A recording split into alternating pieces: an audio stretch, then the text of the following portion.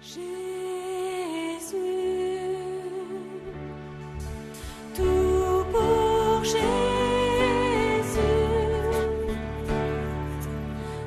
France, fille aînée de l'Église. Une émission proposée par Radio Maria sur l'origine, la raison et le but de sa vocation et de sa mission. Jésus, Jésus, tout pour Jésus, tout ce que je suis. Bonjour à vous tous, chers amis auditrices et auditeurs de Radio Maria France, sœurs et frères en Jésus et Marie. C'est pour moi une grande joie de vous retrouver à nouveau pour notre rendez-vous qui va nous permettre de passer une heure ensemble ce mardi 19 mars, en ce jour de la fête de Saint-Joseph, à qui la France a été consacrée par Louis XIV, et en ce jour de l'intronisation de notre pape et Saint-Père bien-aimé, François. La semaine dernière, nous avons entendu la première partie de notre série de 5 émissions qui a pour titre « France, fille aînée de l'Église, origine, raison et but de la vocation et de la mission de la France et de son alliance avec la sagesse éternelle ». Nous avons vu à travers la Bible que parmi les tribus d'Israël, les clans galadites, descendants du chef Galaad, petit-fils de Manassé et de Joseph, étaient installés sur des territoires appelés Bashan et montagnes de Galaad que Moïse lui-même leur avait attribués lors de leur entrée en terre promise. Au cours des siècles, le nom de ces clans galadites se transforma par contraction en Galates. Effectivement, si on enlève le DI de Galadite, il reste Galates. Des cartes de l'ancienne Palestine montrent que ces territoires du Bashan et des montagnes de Galaad, où vivaient ces clans Galates depuis leur sortie d'Égypte, s'appelaient au IIe siècle avant Jésus-Christ la Golanitide ou Golonitide et la Galaditide. On remarquera à Golanitide ou à Golonitide ce préfixe Gol, G-A-U-L, qui fait penser à Gaulois. Des textes historiques disent que les Gaulois, qui vivaient dans la Gaule qui deviendra plus tard la France, connaissaient la prophétie d'Isaïe qui annonçait que la Vierge enfanterait un fils, et que ces Gaulois vénéraient cette Vierge au point qu'au 1er siècle avant notre ère, Priscus, roi de Chartres, et les notables de toute la nation gauloise se sont consacrés à elle. Nous allons entendre à nouveau ce passage tiré du livre d'un écrivain chrétien, Monsieur de la Franquerie, dans lequel il cite un historien français nommé Hamon, qui donne un fait étonnant, important et capital, qui permet de comprendre pourquoi la promesse de Dieu s'est continuée par le peuple gaulois. Prêtons grande attention à ce que dit cet historien Hamon. À cette époque, le grand centre religieux de la Gaule était la forêt de Chartres. Or, précisément, sur la colline où depuis a été bâtie la cathédrale, était alors un bois sacré. Et au milieu de ce bois se trouvait une vaste grotte qu'éclairait à peine un jour sombre. Là, dit la tradition, en présence de toutes les notabilités de la nation convoquée, la 100e année avant la naissance de Jésus-Christ. Les druides élevèrent un autel à la Vierge qui devait lui donner le jour, et gravèrent sur cet autel l'inscription devenue depuis si célèbre « Virginie pariturae à la Vierge qui enfantera ». Et Priscus, roi de Chartres, touché du discours prononcé en cette occasion par leur grand pontife et plein de confiance en ses promesses, consacra solennellement et devant toute l'assemblée son royaume à cette reine future qui devait enfanter le désiré des nations. Les assistants, émus de telles paroles, se consacrèrent eux-mêmes à cette Vierge privilégiée. Alors n'est-ce pas vraiment étonnant le fait que toutes les tribus de la nation gauloise connaissaient cette prophétie d'Isaïe? Monsieur de la Franquerie nous dit encore « Il y a aussi en France une terre sacrée où bien avant Longpont, bien avant Chartres, la Vierge qui devait enfanter aurait fait éclater sa puissance, c'est Paray-le-Monial. Or, nous le savons, c'est cette même terre et ce même lieu que choisit le Sacré-Cœur pour montrer son amour pour notre pays, mais aussi pour toute l'humanité, en donnant son message à Sainte Marguerite Marie. Toujours cité dans le livre de Monsieur de la Franquerie, voici ce qui a été écrit au sujet de cette terre sacrée, où se trouve Paray-le-Monial, dans le bulletin Terre mariale de l'archiconfrérie de Notre-Dame de Pellevoisin, dans le numéro de mai-juin 1938. Si l'on en croit la tradition, un formidable incendie ravagea l'Ibérie et la Celtique. Cet incendie a été relaté par Diodore de Sicile, un historien grec, qui vécut de -60 à +20 après Jésus-Christ, au temps de l'empereur Auguste. Et nous continuons à lire dans ce bulletin de l'archiconfrérie, « Épouvantées, les populations du Val d'Or implorèrent, dit-on, la Vierge qui devait enfanter, et promirent de lui élever une pierre de témoignage. Le Val d'Or fut épargné, et ce serait dans cette pierre de témoignage que bien des siècles plus tard, l'image de Notre-Dame de Romée aurait été taillée. Ainsi, bien avant la naissance de Marie, la terre de la future France était déjà le centre d'un culte en son honneur, par avance, lui était consacré.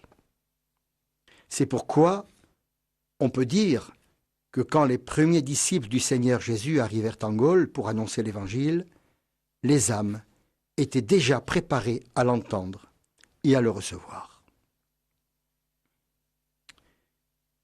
La lecture de ces textes historiques dignes de foi que nous venons d'entendre, car cités par des historiens, nous avait amenés à nous poser 3 grandes questions, des questions fondamentales. La première, comment les Celtes, qui étaient des païens, habitant la Celtique, puis les Gaulois, habitant ces mêmes régions devenues la Gaule, qui serait plus tard la France, pouvaient-ils connaître cette très lointaine prophétie donnée par le prophète Isaïe à Akaz, roi de Juda, et à la maison de David 6 siècles auparavant? Deuxième question. Pourquoi cette prophétie faisait-elle partie des croyances les plus sacrées de ces 2 peuples?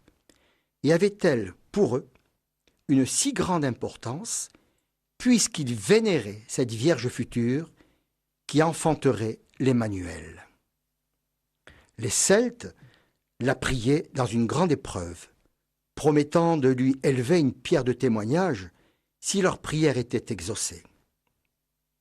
Après eux, les Gaulois lui élevèrent un autel, lui adressèrent un culte, et même tous les notables de la nation gauloise se consacrèrent à elle. Troisième question.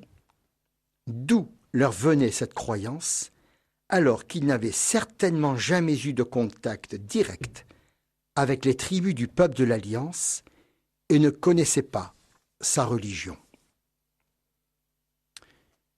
La réponse à ces questions est évidente, peut-on dire, et même logique, même si une telle affirmation paraît surprenante, incroyable, absurde et même insensée.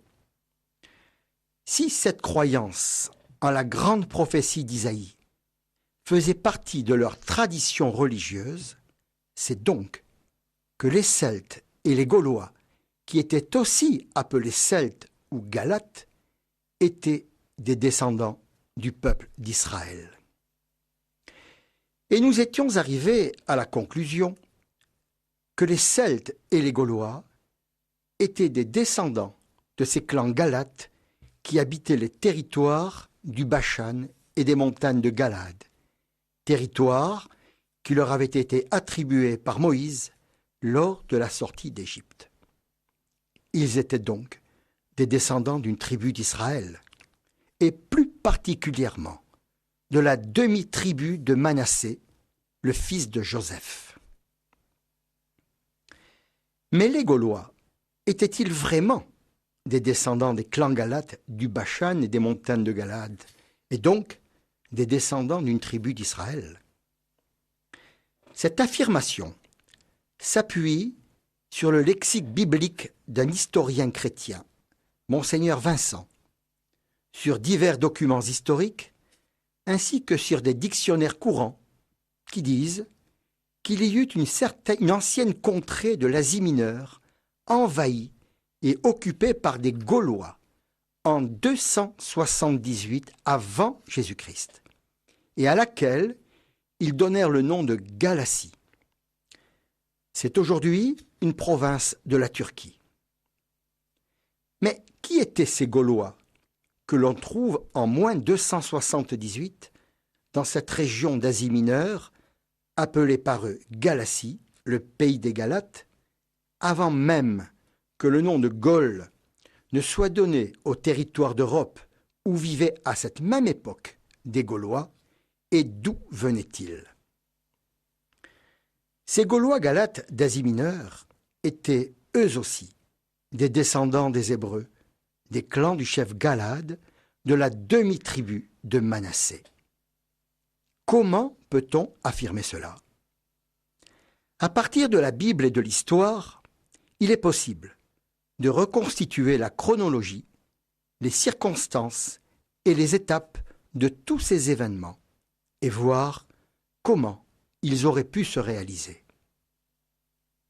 D'abord, en 598, puis en 587 avant Jésus-Christ, les puissantes armées de Nabuchodonosor, roi de Babylonie, se dirigent vers les territoires de Juda et de Benjamin pour détruire Jérusalem. Ceci est dit dans l'Ancien Testament, en 2 Rois, chapitre 24. Se trouvant sur le passage de ces hordes, plusieurs des clans hébreux appelés Galates, du Bashan et des montagnes de Galaad, fuient. Or, toutes les terres du sud et de l'ouest sont occupées par d'autres tribus d'Israël avec lesquelles ils n'ont plus de relations, en raison de graves discordes ou dissensions, et même de guerres fratricides, ou par d'autres peuples plutôt hostiles. Il ne leur restait donc plus qu'à partir en toute hâte vers le nord, vers des terres qui leur étaient inconnues, mais où ils pourraient peut-être vivre en sécurité. Après une très longue migration qui dura presque 2 siècles, leurs très nombreux descendants, divisés en plusieurs grandes tribus, formant la nation gauloise, arrivèrent dans la région du Danube, puis en Europe centrale et jusqu'en Rhénanie. Par la suite, certaines de ces tribus se déplacèrent vers l'ouest et le sud. Elles occupèrent alors tous les territoires depuis le nord-est de l'Italie jusqu'à l'océan et des Pyrénées jusqu'en Espagne et s'y établirent. Ces territoires devinrent alors les Gaules ou Galliers en latin, terre des Gaulois ou Galates. À cause des déportations ou des dispersions forcées, l'émigration des clans d'Israël devait se faire depuis longtemps déjà, car ce sont des Hébreux qui auraient fondé la ville de Sparte vers 900 avant Jésus-Christ. Ceci est dit dans le livre des Maccabées, au livre 1, au chapitre 12, versets 5 à 23. Cependant, de nombreux Galates restés dans leur village des montagnes de Galade furent eux aussi déportés en Babylonie. Cela est dit dans le second livre des Chroniques, au chapitre 36, verset 20. Mais contrairement aux tribus de Juda et de Benjamin, revenus d'exil après un décret de Cyrus en 538 avant Jésus-Christ, exil qui dura de moins 585 à moins 515, soit 70 ans, comme l'avait annoncé le prophète Jérémie. Beaucoup de ces Galates gaulois, bien installés en Babylonie, restèrent dans ce pays, adoptant ses coutumes et ses divinités païennes, oubliant même jusqu'à leur origine, mais conservant cependant leur identité de Galates. En 2 Maccabées, chapitre 8, verset 20, pour encourager ses troupes à faire confiance à Dieu à la veille d'une bataille décisive, Judas Maccabée leur parle des Galates de Babylonie, battus autrefois par leurs ancêtres juifs, bien inférieurs en nombre. Ceci montre que les Galates gaulois de Babylonie avaient bien gardé le nom de leur clan et que tous n'avaient pas quitté ce pays pour retourner dans leur territoire à la fin de l'exil. Cependant, la plupart des descendants de ces Galates gaulois quittèrent ce pays devenu la Perse lors de la conquête par Alexandre le Grand en 333 avant Jésus-Christ. Eux aussi, donc ces Galates de Babylonie, remontèrent vers le nord, comme l'avaient fait leurs ancêtres du Bashan et de Galade 2 siècles et demi auparavant. Et devenus plus nombreux et plus forts au cours de leur migration, ils envahirent 55 ans plus tard, en 278 avant Jésus-Christ, cette contrée d'Asie mineure à laquelle ils donnèrent le nom de leur clan en l'appelant Galatie, le pays des Galates. Galate était le nom donné d'abord aux Gaulois d'Asie et par la suite à tous les habitants de cette région de Galatie lorsqu'elle fut réduite en province romaine en 25 avant Jésus-Christ. C'est aujourd'hui, comme nous l'avons dit tout à l'heure, une province de la Turquie. Dans son lexique biblique, Monseigneur Vincent dit aussi que déjà au 1er siècle avant notre ère, les Grecs donnaient également le nom de Galates aux Gaulois de la Gaule. Cette appellation commune aux deux peuples montre que pour ceux qui les connaissaient, ces deux peuples, Galates gaulois d'Europe et d'Asie mineure, étaient liés et avaient bien la même origine. Un autre élément très important confirme le lien du peuple gaulois avec le peuple hébreu. Le prophète Isaïe était un notable, descendant d'un chef de clan de Galade. Il était respecté par les plus hautes autorités de sa tribu et même par les rois de Juda, puisque le roi Akaz le consulte en un moment difficile pour lui. Sa grande prophétie sur la Vierge qui enfanterait, donnée comme le signe de Dieu au roi Akaz et à toute la maison de David, était donc bien connue par les peuples de ces deux tribus.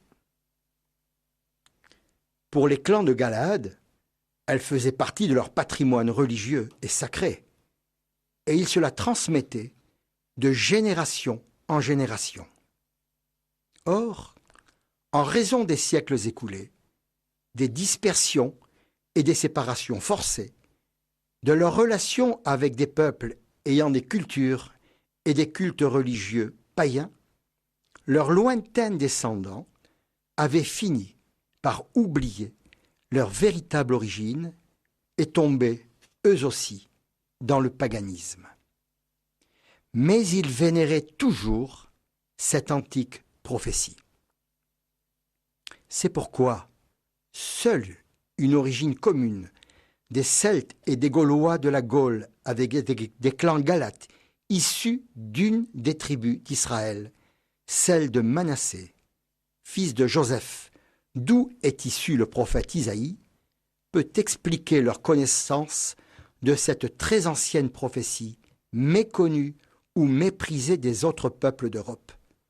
Leur foi profonde en ce qu'elle annonce, leur vénération envers cette Vierge qui enfantera l'Emmanuel, Dieu avec nous, leur prière à cette Vierge en des circonstances dramatiques, et le culte rendu jusqu'à la consécration de tous les notables de la nation gauloise à cette Vierge dans la forêt de Chartres. Au chapitre 23, versets 7 et 8 de son livre, le prophète Jérémie, lui-même descendant d'un clan de la demi-tribu de Manassé, confirme cette montée des clans d'Israël vers le nord et que Dieu ramènera vers Israël. Écoutons ce que dit le prophète Jérémie. C'est pourquoi, voici venir des jours, parole de l'Éternel, où l'on ne dira plus « Vive l'Éternel qui a fait sortir les Israélites du pays d'Égypte », mais on dira « Vive l'Éternel qui a fait revenir les enfants d'Israël du pays du nord et de tous les pays où il les avait chassés et qui les a réinstallés sur leur terre. » Nous avons vu que c'est bien vers le nord que les clans galates, descendants du chef Galad, ont été chassés. Dans le livre d'Isaïe, au chapitre 66, versets 18 à 21, nous trouvons la confirmation que Dieu se servira de la dispersion du peuple d'Israël à cause de ses péchés pour réaliser son grand dessein d'amour pour le salut de toutes les nations. Il enverra des rescapés d'Israël vers des nations lointaines et se servira d'eux pour annoncer sa gloire. C'est ce qu'il fit avec les Galates gaulois. Écoutons ce que dit le Seigneur dans ce livre d'Isaïe. Parole du Seigneur.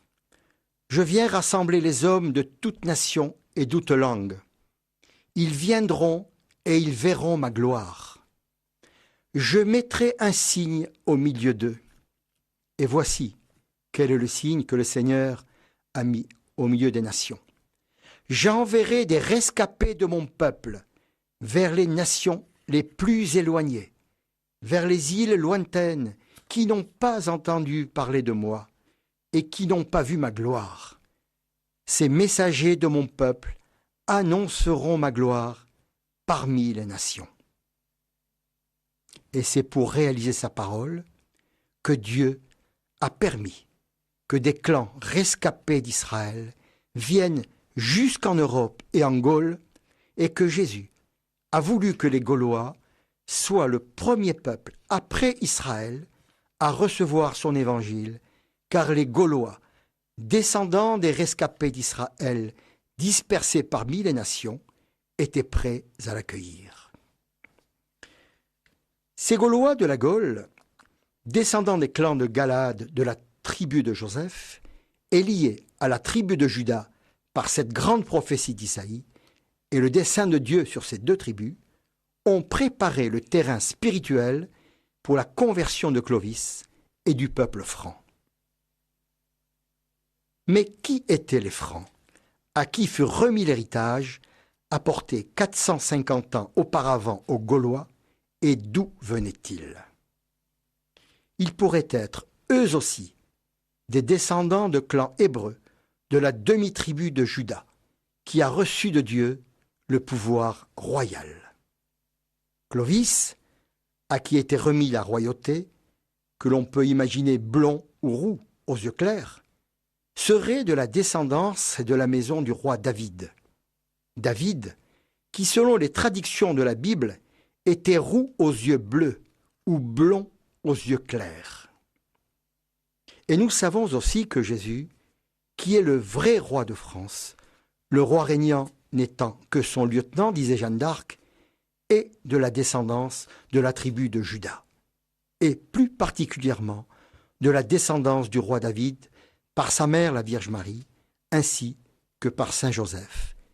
C'est ce que nous avons entendu dans la lecture de l'Évangile de ce jour de Saint Joseph. Le roi David, à qui Dieu a promis « Ta maison et ta royauté dureront à jamais devant moi, ton trône sera ferme à jamais. » Nous connaissons avec quel enthousiasme Clovis et les Francs ont accueilli leur baptême. Et comment le Saint-Esprit, sous la forme d'une colombe, apporta à l'évêque Saint-Rémy la sainte ampoule contenant l'huile du sacre.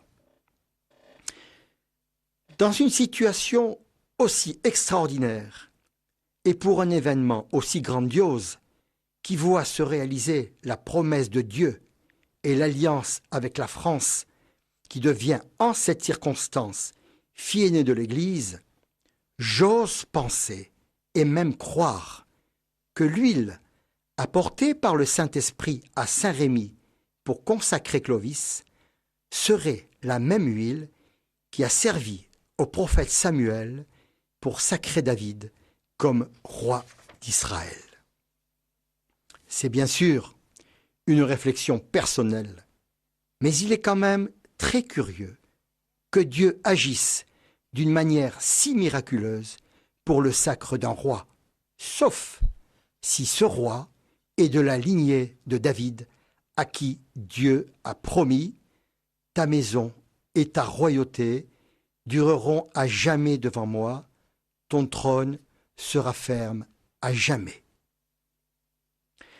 C'est cette même huile, de cette même sainte ampoule, qui a servi pendant 13 siècles pour sacrer tous les rois de France jusqu'à la Révolution.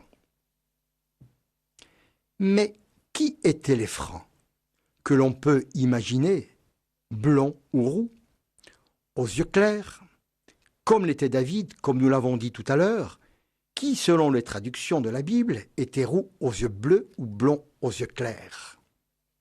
Et d'où venaient ces Francs? À qui fut remis l'héritage, c'est-à-dire la parole de Dieu, l'évangile du salut, apporté 450 ans auparavant aux Gaulois? Et d'où venaient ces Francs? Ils pourraient être, eux aussi, des descendants de clans de la tribu de Juda, par le roi David, donc de la maison royale d'Israël. Comment expliquer la présence des descendants de la tribu de Juda en Rhénanie? 2 ou 3 siècles après leur retour de Babylonie, de moins 538 à moins 515, des clans de la tribu de Juda seraient eux aussi remontés vers le nord et vers l'Europe, comme l'avaient fait avant eux leurs frères des clans de Galade. Durant cette très longue migration, ces clans devinrent de grandes tribus. Chassés par des envahisseurs successifs, certaines seraient arrivées en ce lieu d'Allemagne qu'elles appelèrent la Franconie, le pays des Francs, avant d'envahir la Gaule quelques siècles plus tard et de lui donner son nouveau nom de France. En 496, en même temps que Clovis et le peuple franc, c'est la France qui, en tant que nation, fut baptisée par Saint Rémy. Par ce saint évêque, Jésus fit alliance avec la France, lui donna sa vocation de fille aînée de l'Église et lui transmit l'héritage enlevé à l'Israël des pharisiens, apporté aux Gaulois 453 ans plus tôt. son évangile, la loi d'amour inscrite dans les cœurs, comme le prophète Jérémie l'avait annoncé, la bonne nouvelle de la miséricorde et du salut de Dieu en Jésus-Christ pour la vie éternelle. Avec cette vocation, Jésus lui donna aussi la grande mission d'annoncer aux nations cette bonne nouvelle afin que cet héritage produise son fruit, le royaume de Dieu sur cette terre par l'humanité rassemblée dans sa sainte Église. Voilà, frères et sœurs, nous allons prendre maintenant une petite pause en musique et nous reprendrons dans quelques minutes. Le Fils de Dieu nous a donné, nous sommes venus l'adorer.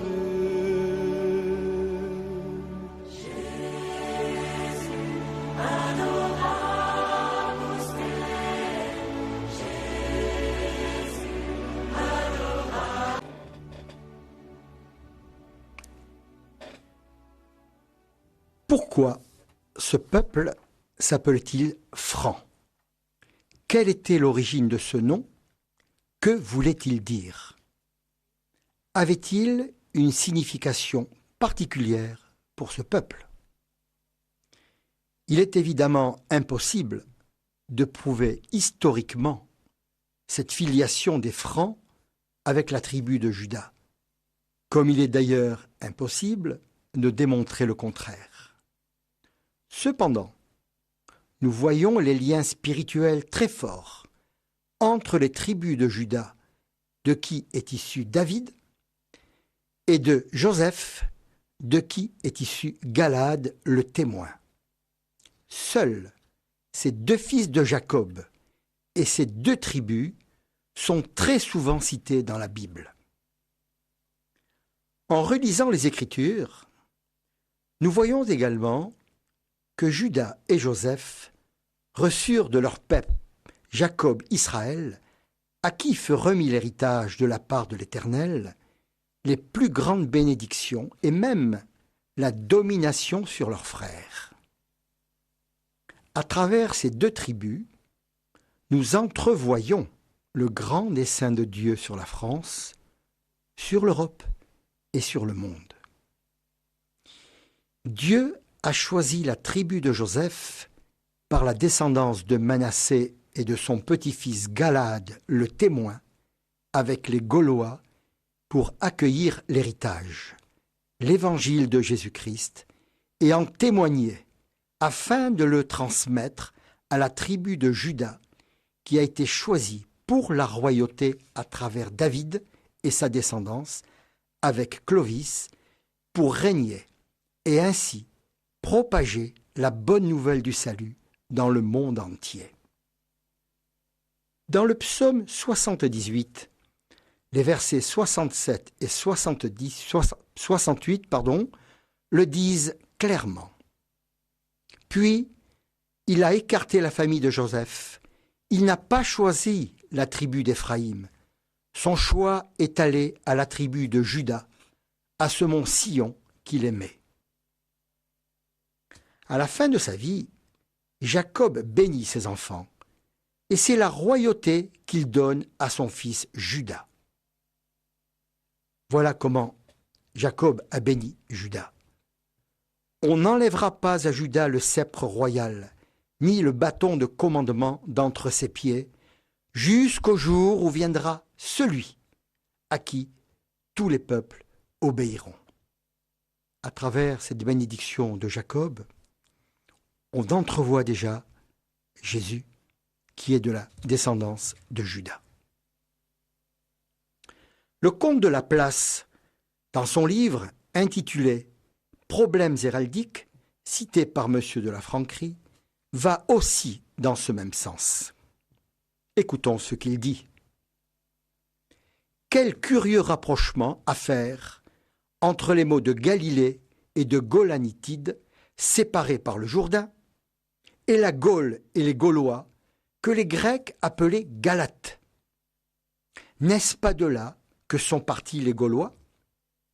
Pourquoi ce nom de Gaule implanté sur la terre celte, comme plus tard le nom de France implanté sur la terre de Gaule, d'où venaient eux-mêmes les Francs, qui avaient donné leur nom à la Franconie, à Francfort-sur-le-Main.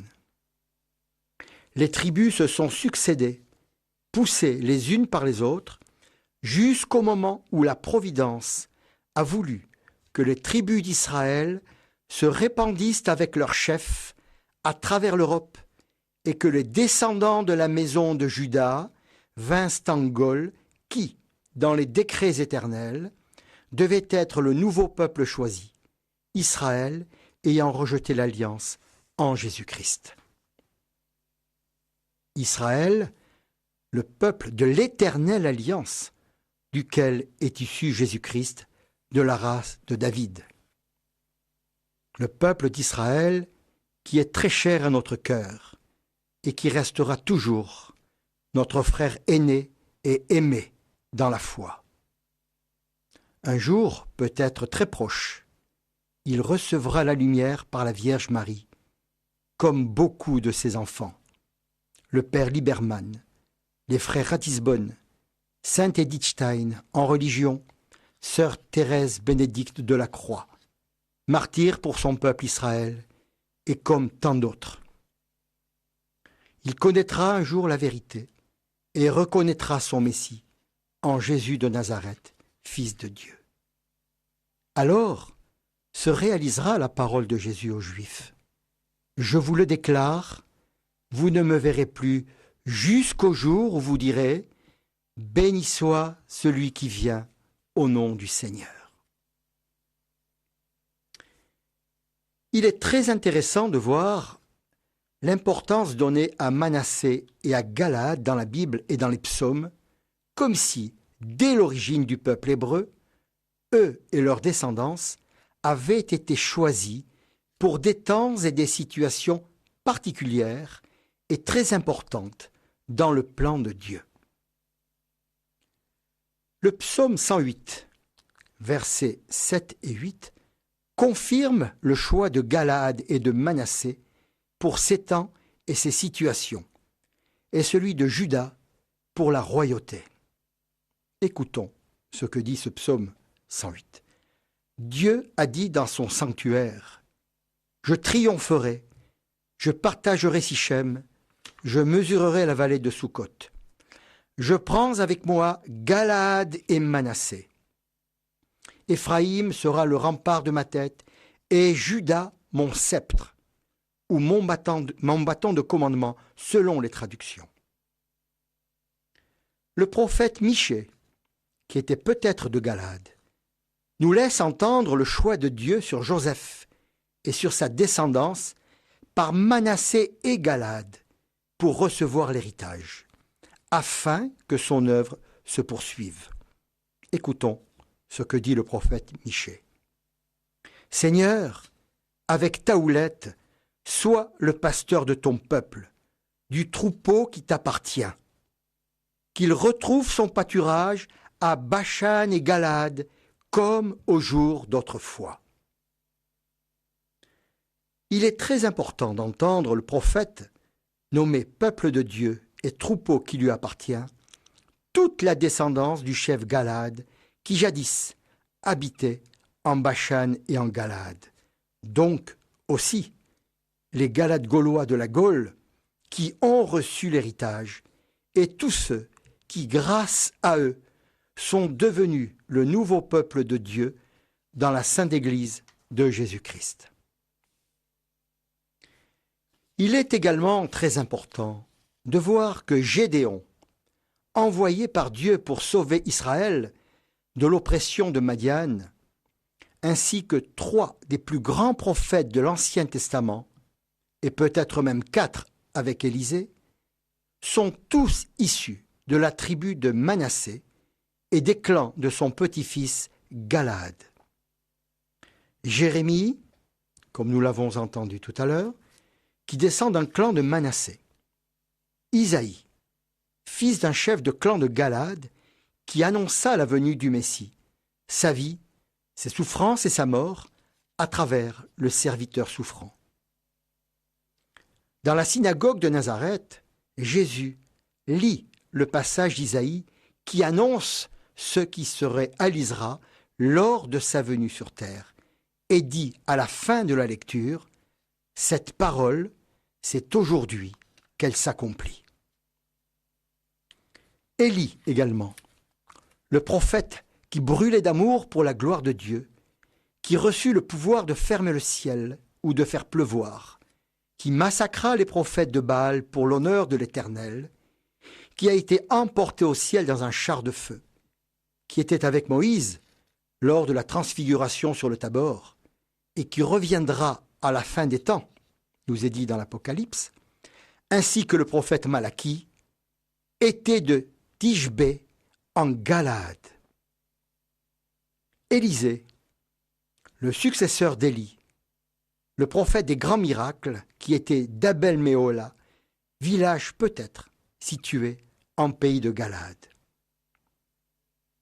Curieusement, dans l'Apocalypse, au chapitre 7, verset 6, parmi les 144 000 élus d'Israël, sont comptés, en plus de la tribu de Joseph, 12 000 de la tribu de son fils Manassé, à la place de la tribu de Dan, l'un des fils de Jacob.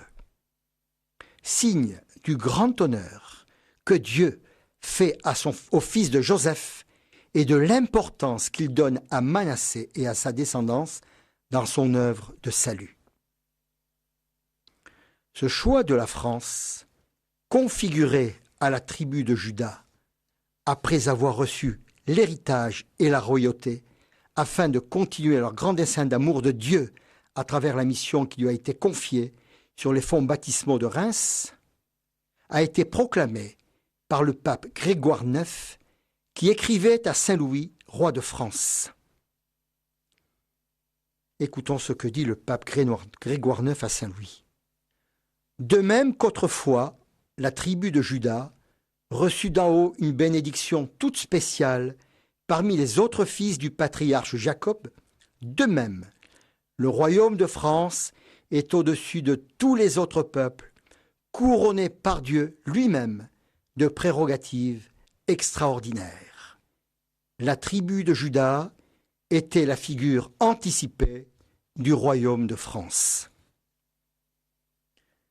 Recevons aussi comme la parole de l'Église de France ce que disait le cardinal Donnet, 1795-1882. C'est Marie qui a présidé à l'éclosion de notre nationalité. De même que par elle, le Christ avait fait son entrée dans le monde, de même, c'est par elle, Marie, que la religion du Christ pénétra dans notre pays. Les premiers témoignages de cette prédestination et de cet amour de Dieu et de Marie pour notre pays remontent au début de notre ère. Nous connaissons tous la tradition qui parle de la venue en Provence des propres amis de Jésus. Tradition d'ailleurs très largement confirmée par des historiens et écrivains laïcs ou religieux, et par l'histoire avec un grand H, même si aujourd'hui on voudrait changer cette réalité en légende et même en une histoire marseillaise. Voici ce que nous en dit l'abbé Duhaut dans son livre « Marie, protectrice de la France », cité par M. de la Franquerie. Ne pouvant venir elle-même, Marie se hâta d'envoyer des apôtres à nos aïeux pour leur annoncer l'heure de la rédemption si ardemment attendue et les initier à son amour et à l'amour de Jésus. Elle leur députait les plus éminents et les plus chers disciples du Sauveur, tous les membres de la famille de Béthanie, où elle avait reçu avec Jésus la plus aimable et la plus respectueuse hospitalité. Si Marie ne peut venir elle-même, avec les disciples, les amis de Jésus, c'est parce qu'après l'ascension du Seigneur, elle est devenue la mère de l'Église naissante et la mère des apôtres. Elle ne pouvait donc pas les abandonner dans les moments difficiles et douloureux qu'ils ont vécus lors de la persécution qui a suivi la mort d'Étienne. Nous le lisons dans les Actes des Apôtres au chapitre 8, versets 1 et 2. Saül avait approuvé le meurtre d'Étienne. Il y eut ce jour-là une grande persécution contre l'église de Jérusalem, et tous, excepté les apôtres, se dispersèrent dans les contrées de la Judée et de la Samarie. Marie était celle qui rassemblait, celle qui consolait, celle qui encourageait, celle qui fortifiait. Elle était l'image de son divin Fils et celle qui le représentait. Sa présence était donc non seulement nécessaire, mais vitale pour les apôtres. Nous connaissons tous ce lieu en Provence appelé Camargue, et en Camargue, un village appelé les Saintes-Maries de la Mer, connu au moins pour le grand pèlerinage annuel des Gitans, retransmis à la télévision. Mais pourquoi ce lieu s'appelle-t-il, depuis le début de notre ère, peut-on dire, les Saintes Maries de la Mer? Parce que c'est en ce lieu de la Gaule qu'ont abordé, après leur départ de Palestine, les disciples, les amis et la famille de Jésus. Lazare, le ressuscité, sa sœur Marthe et celle qu'on appelle les Saintes Maries. Marie-Madeleine ou de Magdala, car elle vivait dans la ville de Magdala, sur les bords du lac de Tibériade, qui était la sœur de Lazare et de Marthe. Également Marie-Salomé, qui était la femme de Zébédée et la mère de Jacques le Majeur et de Jean l'Évangéliste. Et également Marie-Jacobée, qui était la femme d'Alphée, qui, lui, Alphée, était le frère aîné de Saint Joseph. Marie-Jacobée était donc la belle-sœur de la Vierge Marie et la tante de Jésus aux yeux des gens de Nazareth. Elle était aussi la mère de Jacques le mineur, de José et de Simon, et de l'apôtre Jude dit Thaddée. Cette parenté nous est donnée dans les visions d'une âme privilégiée, Maria Valtorta. Beaucoup d'entre nous connaissent cette âme privilégiée, Maria Valtorta, qui a écrit toute une série de livres sur les visions que le Seigneur lui a données et qui révèlent, peut-on dire, la vie de Jésus. Jude était le plus jeune des frères de Jacques, comme il le dit lui-même au début de sa lettre. Jude, serviteur de Jésus-Christ et frère de Jacques. Saint Luc, dans son évangile, au chapitre 6, verset 16, l'appelle fils de Jacques. C'est la jeunesse de Jude qui explique cette responsabilité paternelle que Luc attribue à Jacques sur son jeune frère. Aux yeux des hommes, tous deux étaient donc cousins de Jésus. Saint Paul, dans sa lettre aux Galates, chapitre 1, versets 18 à 20, parle aussi de cette parenté lorsqu'il dit « Plus tard, au bout de 3 ans, je suis monté à Jérusalem pour y rencontrer Képhas, et je suis resté 15 jours avec lui. Mais je n'ai vu aucun autre apôtre, seulement Jacques, le frère du Seigneur. Et quand je vous écris cela, je vous affirme devant Dieu que je ne mens pas. » Nous avons ici un exemple typique de parenté qui faisait qu'à cette époque, en Orient, on appelait et on appelle encore aujourd'hui un cousin frère. Ces Maries sont celles qui étaient au calvaire avec Marie-Madeleine et dont Matthieu nous parle au chapitre 27, versets 55-56. Il y avait là plusieurs femmes qui avaient accompagné Jésus depuis la Galilée pour le servir et qui regardaient de loin. Parmi elles était Marie de Magdala, Marie, mère de Jacques et de Joseph, donc Marie-Jacobée, et la mère des fils de Zébédée, donc Marie-Salomé. Dans la barque avec les Maries étaient aussi leurs servantes, Sarah et Marcel, ainsi que 2 autres fervents disciples, Maximin qui était intendant des biens de Lazare, et Sidoine, dit Bartimée ou Bartholomaï, qui était l'aveugle-né. Cet aveugle-né qui fut guéri par Jésus, qui, après avoir fait de la boue avec sa salive, l'a mis sur les yeux de l'aveugle, dont les globes oculaires n'étaient pas formés, et lui dit d'aller se laver à la piscine de Siloé. C'était un jour de sabbat. Il fut exclu de la synagogue par les chefs du peuple. Ceci nous est raconté aussi par Maria Valtorta. Vous êtes très bien raconté par cette âme privilégiée, cette rencontre de Jésus avec cet aveugle, et comment Jésus l'a guéri.